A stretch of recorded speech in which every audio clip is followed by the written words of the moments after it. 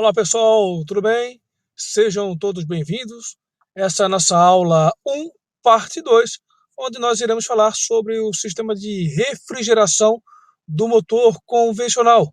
Claro, vamos dar aí uma pincelada nos principais componentes desse sistema. Lembrando que o nosso assunto ele está codificado na ata 179, Sistema de lubrificação e refrigeração do motor, claro, motor convencional. O sistema de refrigeração do motor convencional, nesse caso, um motor de combustão interna. O que seria motor de combustão interna? O motor de combustão interna, a queima, nesse caso, a mistura ar e combustível, é queimada dentro de uma câmara de combustão. Existe também motores de combustão externa, tais como máquina a vapor, caldeiras e assim por diante, onde o combustível ele é sólido. O motor de combustão interna é uma máquina de calor que converte a energia química, ou seja, combustível, a mistura, nesse caso, contida no combustível, em energia mecânica contida no eixo do motor, ou seja, a explosão ela vai gerar aí o funcionamento de tais componentes do motor a pistão. Pistão, biela, eixo, manivela, claro, e assim por diante.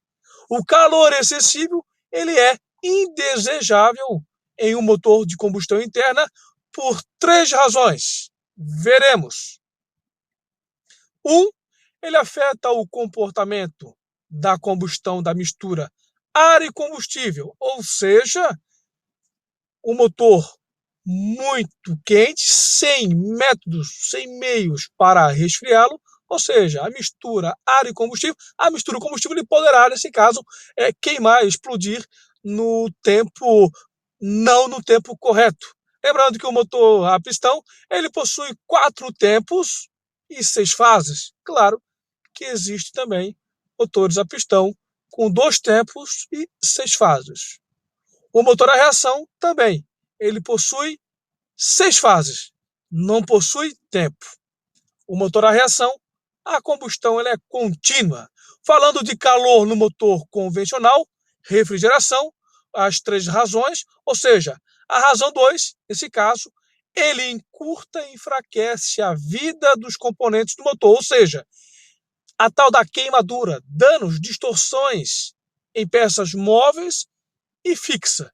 E o superaquecimento, neste caso, do motor, faz com que a viscosidade do óleo ela seja afetada e, consequentemente, a película protetora, que ficará, neste caso, afixada com filme nas peças móveis e fixas do motor, nesse caso, não terá. Consequentemente, teremos aí uma lubrificação imperfeita do motor a pistão. Dando sequência nas 3 razões, a terceira, ele vai prejudicar, como já mencionei também, a lubrificação das peças móveis e fixa do motor a pistão. Dentre elas, nós temos aí biela, pistão, eixo de manivela, tucho, haste impulsora, balancim e assim por diante. Lembrando que o motor a reação, a lubrificação, o motor a pistão, a lubrificação ela pode ser tanto por pressão ou salpique, como também é conhecido e chamado.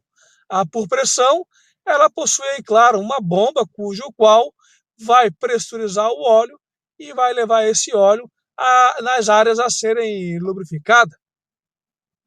Se a temperatura interna do cilindro for muito alta, a mistura ar e combustível será pré-aquecida e a combustão, como já foi mencionado, ela irá ocorrer no tempo, não no tempo nesse caso, né? De acordo com os 4 tempos, né? Lembrando que no terceiro tempo, que é o tempo produtivo do motor a pistão, onde acontecem as 3 fases, é no terceiro tempo onde, ou seja, há a queima de ar e combustível. Lembrando que o primeiro tempo é a admissão, o segundo tempo compressão, o terceiro tempo é o tempo motor E o quarto tempo, escapamento.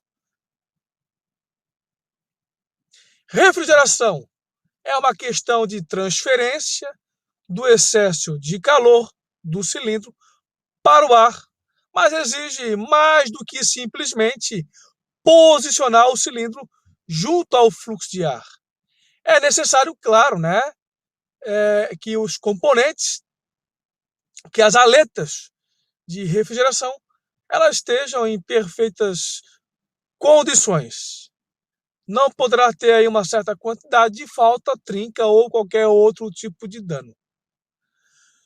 As aletas de refrigeração são instaladas tanto na cabeça e no corpo do cilindro.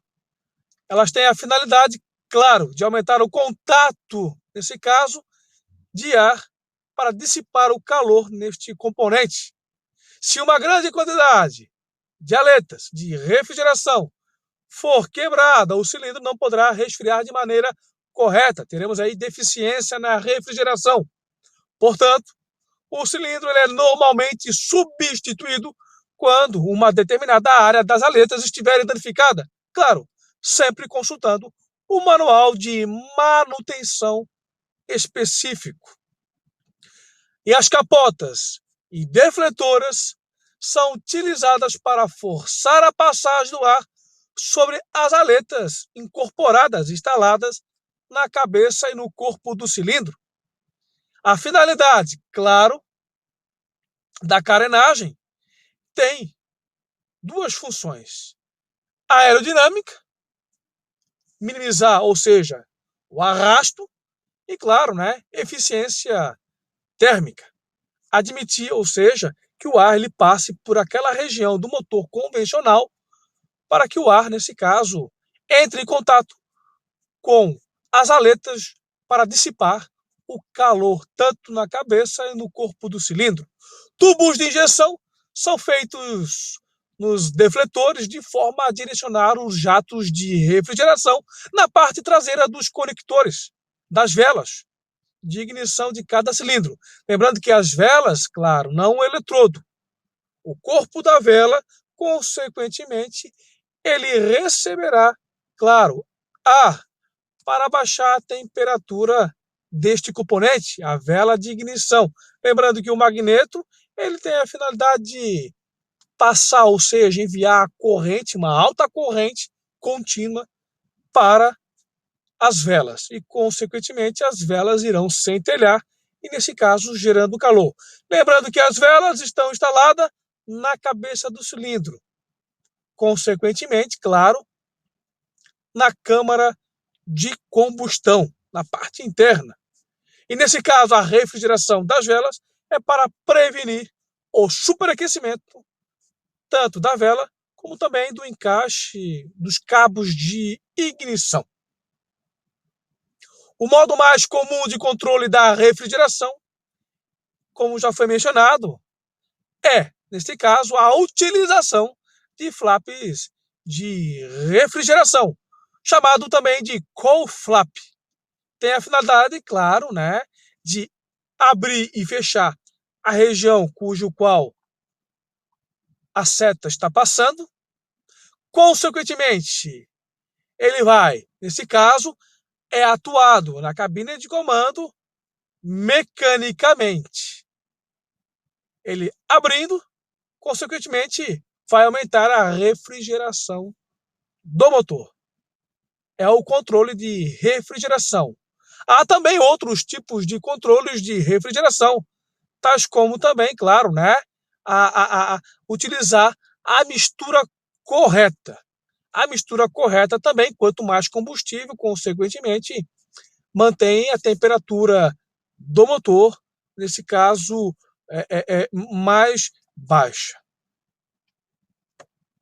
O ar aquecido é usado no aquecimento da cabine também, ou seja, esse ar que é utilizado, esse ar que passa entrada de ar do motor, ele entra na carenagem, consequentemente, ele passa pelo corpo e a cabeça do cilindro, as aletas, vai dissipar o calor. Esse ar, em algumas aeronaves, também é aproveitado, é um ar limpo.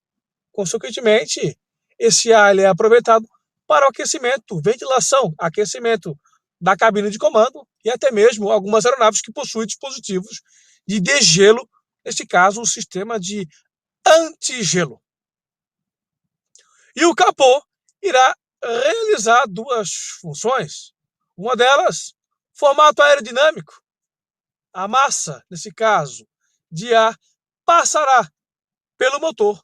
Nesse caso, né, para diminuir o arrasto. Consequentemente, né, referente à aerodinâmica, aquela massa de ar que passa pelo motor tem a finalidade, claro, né, a carenagem, o acabamento aerodinâmico, ele vai reduzir o arrasto.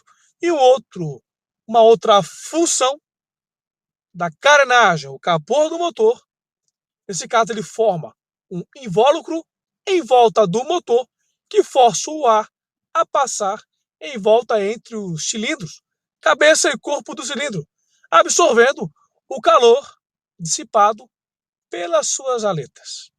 Segue aí a imagem, observem a entrada de ar de um motor, consequentemente um motor radial, é um modelo, nesse caso um tipo radial, onde os cilindros são colocados, né, no formato radial.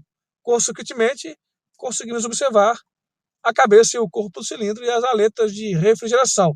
O ar passando por essa região entrará em contato e, consequentemente, auxiliará na refrigeração do motor. Lembrando que o sistema de lubrificação, o óleo, a principal função é lubrificar. Claro, e no motor a pistão, existem outros métodos que têm a finalidade de controlar a temperatura do motor. Esse é o fim da nossa aula 1, parte 2, onde nós falamos sobre o sistema de refrigeração do motor convencional. Um grande abraço e bons estudos, pessoal!